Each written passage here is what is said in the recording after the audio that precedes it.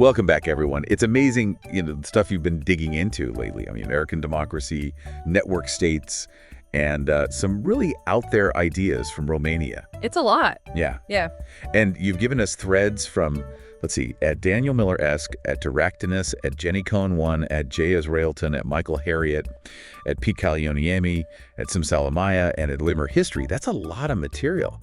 So today, we're going to help you connect the dots and see the bigger picture they paint about, well, the state of the world, really. Yeah, it's like you've tapped into the anxieties of the moment and the way power might be shifting. Okay, so let's start unpacking this. And I think a good place to start is with the future of democracy.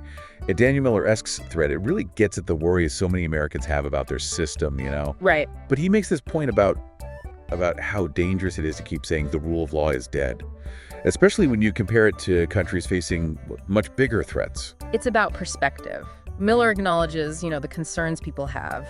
Recent events have shaken faith in American democracy.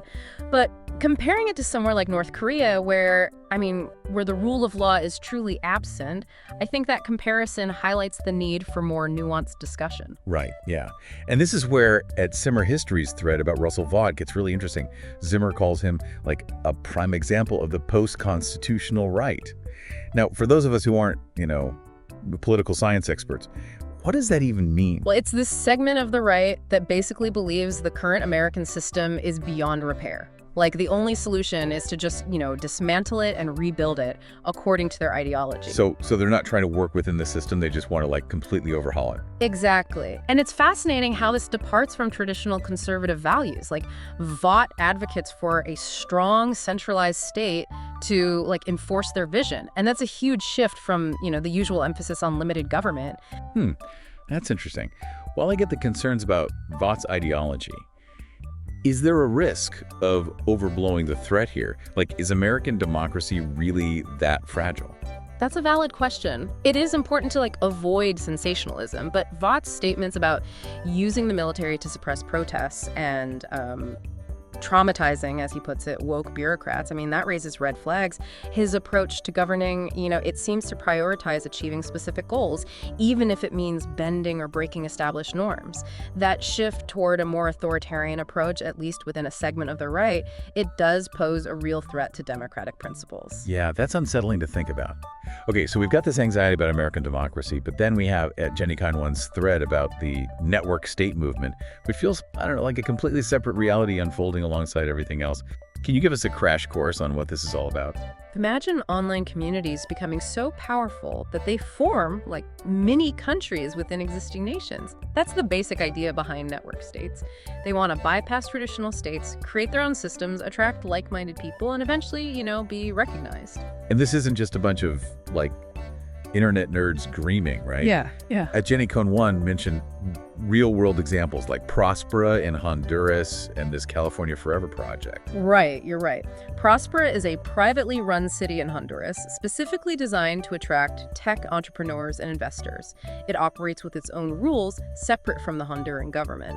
And California Forever wants to build a massive tech-focused city in California, and it has backing from big names like Mark Andreessen, but, people have accused it of being a network state in disguise. So we're talking about wealthy tech figures essentially trying to build their own countries. What does that mean for democracy if they succeed? It definitely blurs the lines between public and private power. And it raises concerns about accountability, Will these network states actually be democratic? Or will they be run like corporations with, a few tech elites in charge? That's a key question. It's like another layer of complexity on top of the anxieties we've already talked about. Yeah. And it's not just the network state, folks, right? Mm-hmm. At Simsalamaya's threads highlight the influence of people like Elon Musk and Mark Zuckerberg on, the information we all consume. That's another crucial piece of the puzzle. We've seen how platforms like Twitter and Facebook can spread misinformation and influence elections. Simsalamaya points out Musk's dislike for regulation and transparency, and that reported meeting he had with Donald Trump. That raises some serious concerns about potential manipulation. Yeah, Musk buying Twitter was a turning point. Yeah. And not everyone's happy about the direction he's taken things. Yeah. But some people might argue, look, these are private companies, they have the right to operate how they see fit. What do you think about that? It's a complicated issue. While they are private companies, their reach and influence are huge. They've become essential communication channels, impacting everything from, politics to public health. So it raises the question, are the traditional ideas of free speech and corporate responsibility enough in the digital age? Should there be more oversight to prevent the spread of harmful misinformation? It's a debate that's only going to get bigger as these platforms evolve. And this isn't just happening in the U.S., right? This takes us to Calin Georgescu, the Romanian politician who gained a surprising amount of support, campaigning almost entirely on TikTok. Absolutely. At Calin suggests that there was a lot of manipulation behind Georgescu's TikTok success. Despite promoting conspiracy theories and extreme views, his campaign really resonated with voters. It highlights how vulnerable democracies are to information warfare, even relatively new ones. It almost feels like a perfect storm brewing. We've got worries about democracy itself, powerful tech figures building their own power structures, and information being manipulated. Where do we even go from here? It's a lot to process. But remember, understanding the problem is the first step to finding solutions. Okay, so before we get into potential solutions, let's look at another piece of your research. At J.S. Railton's thread about that ExxonMobil lobbyist being investigated for hacking environmental groups. It felt like something out of a spy movie. It does highlight the lengths some powerful actors might go to silence dissent. If it's proven true, this case underscores the challenges faced by, people advocating for change, especially when they're challenging powerful interests. We're talking about climate change, environmental protection issues that affect everyone. Trying to silence those advocating for action on these issues just feels incredibly short-sighted. It raises the question of who benefits from suppressing information and debate on these crucial topics. And it underscores the importance of investigative journalism and whistleblowers in exposing potential abuses of power. It's a lot to take in. But amidst all this doom and gloom, at Michael Harriot's final Twitter thread, where he announces his new venture, Contraband Camp, feels like a breath of fresh air. Can you tell us more about that? Absolutely. Harriot's decision to launch Contraband Camp as he leaves Twitter is fascinating. It represents a potential shift in how information is produced and consumed. For those who haven't been following along, can you explain the historical context of Contraband Camp and how it relates to Harriot's project? During the Civil War, escaped slaves who made it to Union lines were declared contraband of war, essentially property that the Union could seize. But these contraband camps, they became more than just refuges. They were centers of self-emancipation and Black empowerment. Harriot is drawing a parallel to that. He sees Contraband Camp as a space for Black people to reclaim their narrative and engage in genuine dialogue and analysis free from the constraints of, mainstream media and the toxicity of social media platforms. It's like he's creating a modern-day camp where Black voices can be heard authentically and their perspectives can, really flourish. Precisely. It's about building an alternative space for discourse and community at a time when trust in institutions is eroding and the information landscape is, increasingly fragmented and polarized. It's a bold move. It'll be interesting to see how it evolves. So we've covered a lot of anxieties about democracy, the rise of new power structures, and the manipulation of information. But where does this leave the individual? What can we do in the face of these overwhelming forces? That's a great question, and it's one we'll explore in the next part of our deep dive. Thank you for listening to the Daily Mind Brew podcast. Democracy isn't a spectator sport. Check out the podcast summary for key takeaways and actions you can take to be a defender of democracy today. And now, back to the conversation. Picking up where we left off, it's interesting, right? So much of what we've been talking about ties back to this idea of this erosion of trust. Yeah. Trust in our democratic institutions, trust in tech companies, even trust in the information we see every day. It's like the ground is shifting under our feet, and it's hard to know what to trust anymore. Exactly. And that brings us back to that idea of information warfare. And it's not always about, straight up lies. It's more about subtly manipulating narratives, amplifying certain voices while silencing others, creating this environment where truth is just really hard to find. You mentioned before that even newer democracies like Romania are vulnerable to this. Are there historical examples of information warfare that can help us understand what's happening now?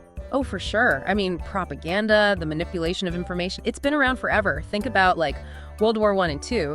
Governments used posters, radio broadcasts, even films to shape public opinion and, demonize their enemies. But what's different now is the speed and scale at which information spreads. With the internet and social media, it's like information warfare has gone viral. Exactly. And with AI and these increasingly sophisticated algorithms, the potential for manipulation is just getting bigger. We're entering this era where it's becoming incredibly difficult to really know what's true and what's not. It feels like you almost need a new set of skills just to be online safely. Yeah. How do we even start to filter out all the noise and find reliable information? That's where media literacy comes in. We need to be way more careful about the information we consume. Question your sources, look for evidence, be wary of anything that seems too good to be true or just way too inflammatory. So instead of just trusting everything we see online, we need to develop our own BS detector. Exactly. Think of it as building up your defenses against misinformation. And part of that is, diversifying your information diet. Don't just rely on one news source or one social media platform. Look at a variety of perspectives and, learn to critically evaluate the information you're seeing. It's like cross-training for your brain. Right. You wouldn't just work out one muscle group at the gym. You need to engage different muscles to stay balanced and healthy. I love that analogy. And just like with physical fitness, developing strong media literacy skills takes time and effort. But it's an investment, especially in today's world.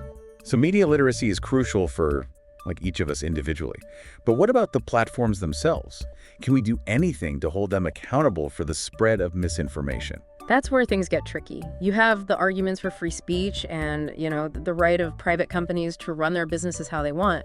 But these platforms are so powerful, they almost function like public utilities, right? Right. They influence elections, shape public discourse, they can even impact global events. So the question is, should there be more oversight to stop the spread of harmful content? It feels like we're still trying to figure out the rules of the game when it comes to social media.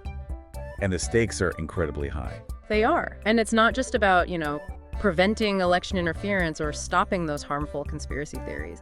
It's about protecting people from online harassment, hate speech, Right. and the spread of false information that can actually cause harm in the real world. We've seen how online rumors and misinformation can lead to violence. It's a scary reminder that what happens online doesn't stay online. Exactly. And that's why this conversation about responsibility and accountability is so important. Who gets to decide what content is allowed and what's removed? What role should governments play in regulating these platforms?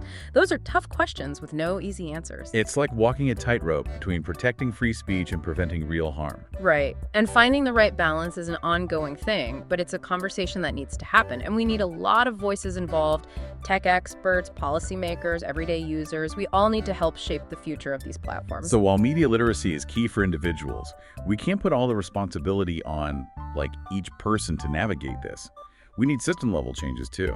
Absolutely. We need more transparency from these companies, clearer guidelines for content moderation, and, we need to hold them accountable when they fail to protect their users. It's like with any powerful entity, checks and balances are essential. Exactly. And it's not just about putting pressure on social media companies. We also need to support independent journalism and investigative reporting. Those are vital tools for exposing abuses of power and, holding people accountable. And with the decline of traditional media outlets, those independent voices are even more important. They are. They fill in the gaps left by corporate media and offer different perspectives that challenge the status quo. Speaking of challenging the status quo, Michael Harriot's Contraband Camp, that feels like a direct response to all of this anxiety we've been talking about. It's like he's saying, hey, if the systems aren't working, let's create something new. It's powerful. It speaks to the desire to create spaces for genuine conversation and community, outside of these structures that feel increasingly broken. It makes you wonder if this is the start of a bigger trend, a move away from these big centralized platforms towards smaller, more curated spaces where trust and shared values are more important. That's an interesting thought. Maybe we are seeing a new digital landscape emerge. One that's more fragmented, but also maybe more resilient to manipulation. It's like going back to the internet's roots, a decentralized network of interconnected communities. Exactly. And that could be a huge force for good, but it also presents challenges. How do we make sure these new spaces are inclusive and accessible? How do we prevent them from becoming echo chambers? Yeah, those are important questions. It feels like we're at a crossroads. We can either go down this path of mistrust and division, or we can figure out ways to rebuild trust and create a more fair and just information landscape. And that leads us back to what we asked earlier. What can we do to navigate this and help build a better future? That's what I'm really interested in. We've explored the problems, so let's talk about some solutions. All right, so we've gone deep on the worries about democracy, those new power structures emerging, and the whole information warfare thing. It's a lot, right? But hey, at least we know what we're dealing with. Now, where do we go from here? What can we actually do about all this? It's easy to feel overwhelmed, but honestly, there's power in understanding these forces at play, right? We've talked about media literacy, learning how to really think critically about information. Like, you got to diversify your sources, build that mental BS detector. That's huge. Like taking back some control. Instead of just, soaking up whatever pops up on our feeds, we can actually decide what we believe, right? Exactly. And from there, you can start taking action, like support independent journalism. Whether it's subscriptions, donations, or even just sharing their work, those folks are doing important stuff. They're digging deep, holding the powerful accountable, and often they're doing it with, not a lot of resources. Yeah, it's like investing in the truth. Because without, real fact-based reporting, how can we even have a conversation about solutions? Exactly. And don't underestimate your own voice. If you see misinformation spreading, call it out. Share fact-checked info. Even small things like that can make a difference. Sometimes it feels like shouting into a void, though, Like one person can't really do much against these huge forces. I get that. But think about Michael Harriot and his contraband camp. He's basically saying, forget waiting for permission, I'm going to build something new. That spirit, that taking action, creating new spaces, finding your people, that's powerful stuff. So instead of getting stuck in doom and gloom, we can take that energy and build something better. Yes. It's not about ignoring the problems or pretending everything's fine. It's about understanding them, the complexities and all, and then asking yourself, okay, what can I do right here, right now? And that looks different for everyone, right? It could be supporting local organizations, working on things you care about, or having real conversations with people who see things differently, or even just, voting in every election. All of that makes for a more informed and engaged public. It's about reclaiming our power, not just as individuals, but as a whole society. It's about remembering that even with all these crazy challenges, what we do, big or small, it matters. We're not helpless, we have choices. That's a great way to put it. And if you take one thing away from this deep dive, I hope it's that sense of hope. The problems are real, sure, but so is our ability to be resilient, to be creative, to work together. I gotta say, this has been intense, a lot to think about, but honestly, I feel a lot more, empowered than when we started. That's what we're going for. Yeah. We're not here to give you the answers, but to give you the tools and insights you need to navigate, all of this. And to remind everyone they're not alone in this. We're all figuring this out together. So keep learning, stay curious, connect with people, and never give up on making a difference. Yeah. Until next time, stay informed, stay engaged, and keep asking those tough questions.